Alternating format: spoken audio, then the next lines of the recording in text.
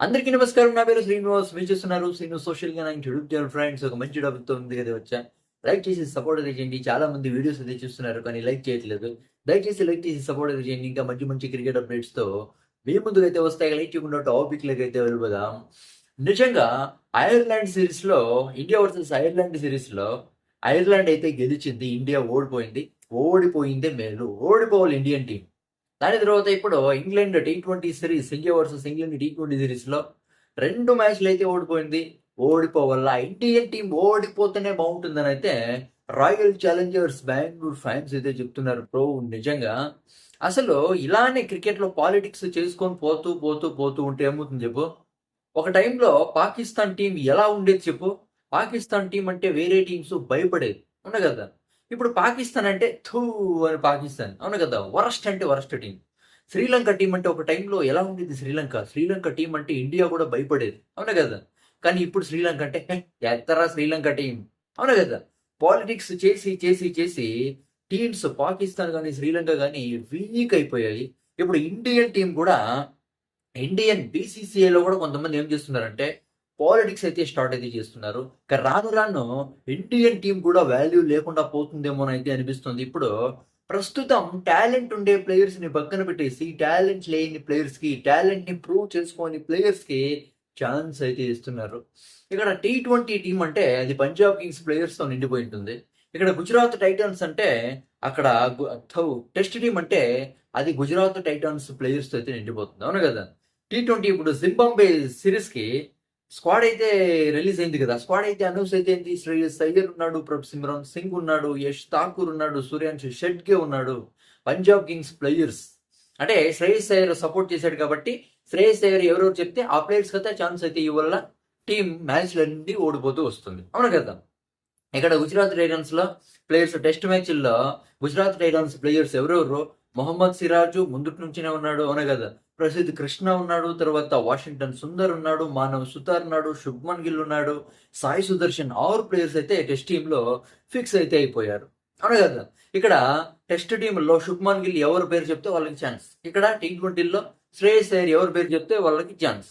ఇలానే చేసుకుంటూ పోతే నిజంగా ఇండియన్ పీకే కూడా పనికిరాదు. వరస్ట్ టీమ్ అంటే వరస్ట్ టీమ్‌గా మారిపోతుంది. చెప్పాను కదా! శ్రీలంక తర్వాత పాకిస్తాన్ ఎలా అయ్యాయో, ఇండియన్ టీమ్ కూడా అలానే అవ్వచ్చు. అసలు సెలెక్టర్ ఏం పీకుతా ఉన్నారండి సెలెక్టర్స్. గౌతమ్ గంభీర్ ఏం పీకుతా ఉన్నాడు. శ్రేయస్ అయ్యర్ ఏం పీకుతా ఉన్నాడు. అవునా కదా! సెలెక్టర్స్ ఏం పీకుతా ఉన్నారు. టాలెంట్ ఉండే ప్లేయర్స్ కూడా ఛాన్స్ ఇవ్వల్ల. ఇక్కడ రజత్ పటీదార్ ఉన్నాడు. 2 సార్లు చాంపియన్స్ చేశాడు. కన్సిస్టెంట్‌గా ప్లేయర్.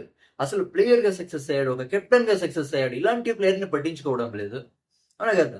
దాని తర్వాత కృణాల్ పాండ్యా ఉన్నాడు. ఎలాంటి స్టేజ్‌లో ఉన్నాడు. ఎలాంటి పీక్స్ స్టేజ్‌లో ఉన్నాడు. అలాంటి కృణాల్ పాండ్యాని పట్టించుకుంటా ఉండలా. అవునా కదా! అది కాకుండా భువనేశ్వర్ కుమార్ వదిలేయి. భువనేశ్వర్ కుమార్ వయసు అయిపోయింది కాబట్టి ఇంటర్నేషనల్ క్రికెట్ ఆడాడు కాబట్టి ఓకే వదిలేయి. అవునా కదా! ఇక్కడ చూస్తే ఒక పక్క చూస్తే యష్ ఠాకూర్, అశోక్ శర్మ, తర్వాత ఎవరు 'యష్ ఠాకూర్', అశోక్ శర్మ తర్వాత మయాంక్ యాదవ్ వీళ్ళని సెలెక్ట్ చేశారు. రసిక్ సలాందార్ ఆర్‌సీబీ ప్లేయర్ రసిక్ సలాందార్ ఎలాంటి పెర్ఫార్మన్స్ ఇచ్చాడు బ్రో!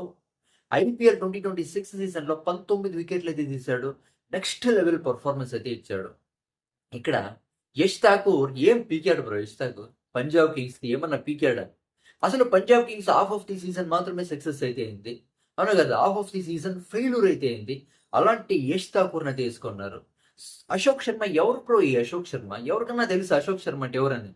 ఎవరికీ తెలీదు. ఆ ప్లేయర్‌కి అయితే ఛాన్స్ ఇచ్చిన్నారు. మయాంక్ యాదవ్ అసలు ఎప్పుడు చూసినా ఇంజురీ. అవునా కదా! ఈ ముగ్గురు ప్లేయర్స్ యష్ ఠాకూర్, అశోక్ శర్మ తర్వాత మయాంక్ యాదవ్ వీళ్ళు ముగ్గురు కలిసి 8 వికెట్లు అయితే తీశారు. ఐపీఎల్ 2026 సీజన్‌లో. అవునా కదా! వీళ్ళు ముగ్గురు కలిసి 8 వికెట్లు తీస్తే ఇక్కడ రసిక్ సలాందార్ రాయల్ ఛాలెంజర్స్ బెంగుళూరుకి 19 వికెట్లు అయితే తీశాడు ఒక్కడే. ఎలాంటి పెర్ఫార్మన్స్ ఇచ్చాడో తెలుసు కదా!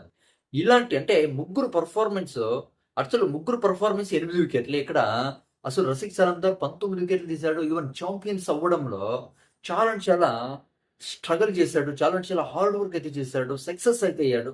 ఇలాంటి ప్లేయర్‌ని పక్కన పెట్టారు కదా బ్రో! అవునా కదా! చాలా అంటే చాలా పాలిటిక్స్ అయితే నడుస్తున్నాయి. అవును. గౌతమ్ గంభీర్‌కి రాయల్ ఛాలెంజర్స్ బెంగుళూరు అంటే పడదు. రాయల్ ఛాలెంజర్స్ బెంగుళూరు ప్లేయర్స్ ఎవ్వరూ లేరు కాబట్టి అసలు పెర్ఫార్మన్స్ ఇచ్చినా కూడా, సక్సెస్ అయినా కూడా రాయల్ ఛాలెంజర్స్ బెంగుళూరు ప్లేయర్స్ అసలు టీ20 స్క్వాడ్‌లో గాని, ఇక్కడ టెస్ట్ స్క్వాడ్‌లో గాని ఎవ్వరు లేరు కాబట్టి ఓడీఐ స్క్వాడ్‌లో గాని ఎవ్వరు లేరు. అవునా కదా! అందుకే రాయల్ ఛాలెంజర్స్ బెంగుళూరు ఫాన్స్ అయితే అంటున్నారు, ఇండియన్ టీమ్ ఓడిపోవాల్సిందే.